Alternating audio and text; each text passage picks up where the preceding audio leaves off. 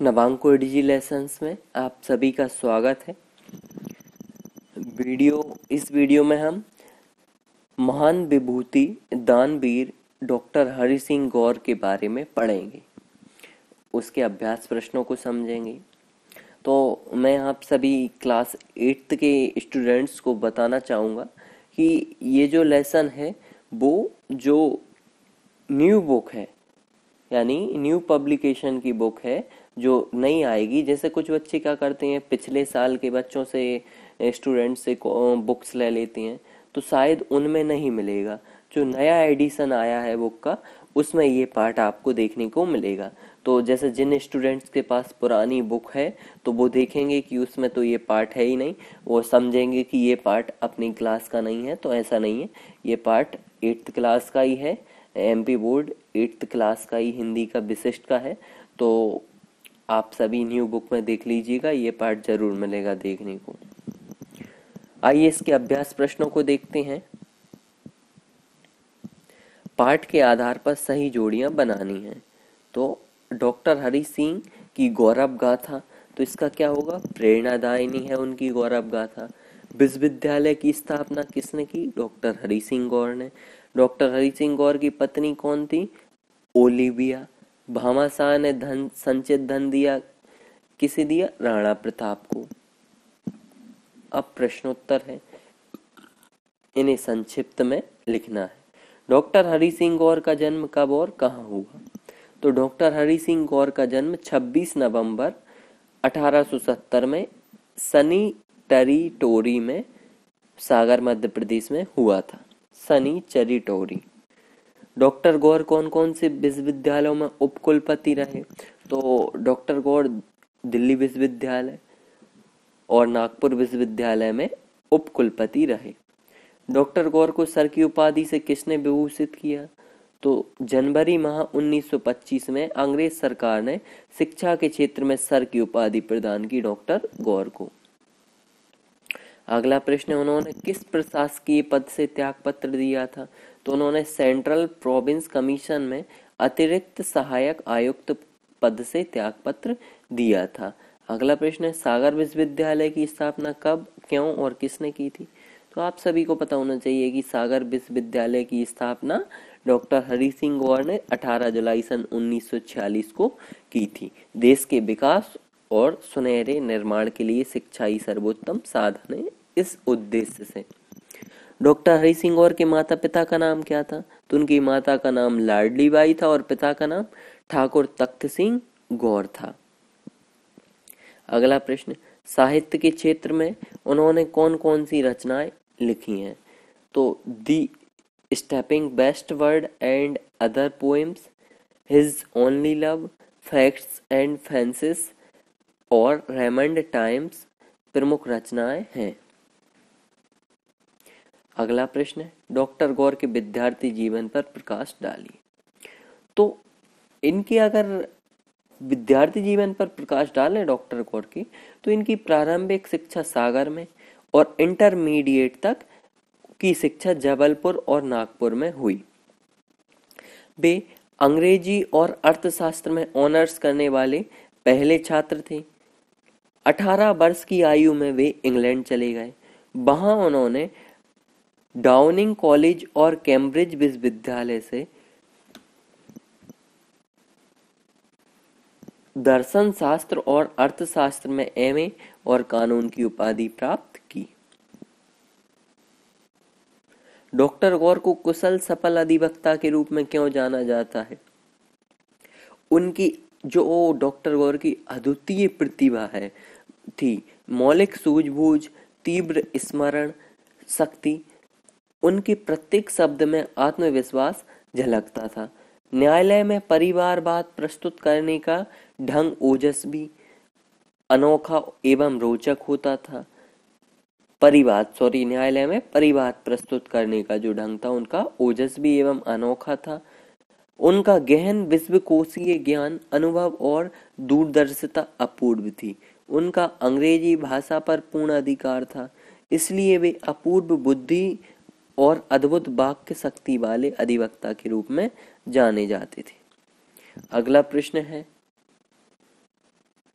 Doctor गौर भामाशाह क्यों कहलाए, यानी डॉक्टर गौर को भामाशाह क्यों कहा गया। देश विदेश में दीर्घ समय तक भ्रमण कर और कार्य करने के बाद अपनी जन्मभूमि का ऋण चुकाने वे वापस कहाँ आ गए, सागर लौट आए। शिक्षा और विकास से वंचित इस देश के सुनहरे निर्माण के लिए उन्होंने परिश्रम पूर्वक अर्जित धन देश सेवा में लगाया। उन्होंने 18 जुलाई 1946 को सागर विश्वविद्यालय की स्थापना की। जिस तरह राष्ट्र हित के लिए भामाशाह ने अपना संचित धन महाराणा प्रताप को सौंप दिया था, उसी तरह भारत माँ के लाडले सपूत ने अपना सारा धन विश्वविद्यालय की स्थापना के लिए दान कर दिया, इसलिए डॉक्टर गौर भामाशाह कहलाए। अगला प्रश्न है, डॉक्टर गौर ने शिक्षा जगत में बहुत सेवाएं की, उस कथन को उदाहरण देकर स्पष्ट कीजिए।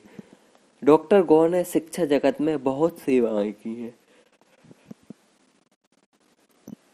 यह कथन इस प्रकार सत्य है कि जब भी कानून की पुस्तकों के लेखक के रूप में सामने आए, उनकी law of transfer of property act पुस्तक प्रकाशित हुई। इसके बाद उन्होंने भारतीय दंड संहिता की तुलनात्मक विवेचना और हिंदू लॉ पर पुस्तकें लिखी, जो आज भी विधि की महत्वपूर्ण पुस्तकों में गिनी जाती हैं। उन्होंने शिक्षा को ही सर्वोत्तम साधन है मानकर सागर विश्वविद्यालय की स्थापना की। राष्ट्रहित के लिए जिस प्रकार भामाशाह ने संचित धन महाराणा प्रताप को सौंप दिया, उसी प्रकार डॉक्टर हरि सिंह गौर ने अपने परिश्रम द्वारा अर्जित किया हुआ धन विश्वविद्यालय की स्थापना के लिए दान कर दिया। वे इस विश्वविद्यालय को उच्च शिक्षा, विज्ञान, कृषि विधि, भूगर्भ शास्त्र, चिकित्सा और यांत्रिक शिक्षा का केंद्र बनाना चाहते थे। प्रस्तुत पंक्तियों में डॉक्टर गौर सरस्वती लक्ष्मी दोनों ने दिया सादर तुम्हें सादर जय पत्र का आशय स्पष्ट कीजिए। प्रस्तुत पंक्तियों में डॉक्टर गौर को सरस्वती के पुजारी और लक्ष्मी के आदर का जय पत्र प्राप्त हुआ। यह उन्होंने सिद्ध कर दिखाया कि आपके द्वारा दिया गया ज्ञान का दान युग युग तक याद किया जाएगा। डॉक्टर हरि सिंह गौर की विशेषताओं के बारे में वर्णन कीजिए। अगला प्रश्न है, बौद्धिक तीव्रता, अथक कार्यक्षमता, गहन संवेदनशीलता और विचारों की स्पष्टता उनके व्यक्तित्व के विशेष गुण थे। उनकी बहुमुखी प्रतिभा, उत्कृष्ट विवेकशीलता, प्रखर वक्ता और राष्ट्रीय विभूति बनाया। इन सब गुणों ने उनको। अब भाषा अध्ययन पर आते हैं। निम्नलिखित शब्दों का अपने वाक्यों में प्रयोग कीजिए। शिक्षाविद, डॉक्टर सर्वपल्ली राधाकृष्णन जो हमारे राष्ट्रपति थे पूर्व, वो महान शिक्षाविद थे। विभूति, बड़े बड़े महापुरुष हमारे देश की विभूति हैं। अधिवक्ता, डॉक्टर गौर अद्भुत वाक शक्ति वाले अधिवक्ता थे। औपचारिक, सन 1946 में सागर विश्वविद्यालय की औपचारिक घोषणा की गई, स्थापना की। निम्नलिखित शब्दों का सामासिक विग्रह करते हुए उनके समासों के नाम लिखना है। तो लालन पालन का क्या होगा, लालन और लालन पालन तत्पुरुष समास। कानून शिक्षा, कानून की शिक्षा अव्ययीभाव समास। सरस्वती लक्ष्मी, सरस्वती और लक्ष्मी द्वंद्व समास। सांधवेल यानी सांध का समय, गोधूली यानी क्या होगा, बहुव्रीहि समास। देश विदेश, देश और विदेश द्वंद्व समास। विलोम शब्द,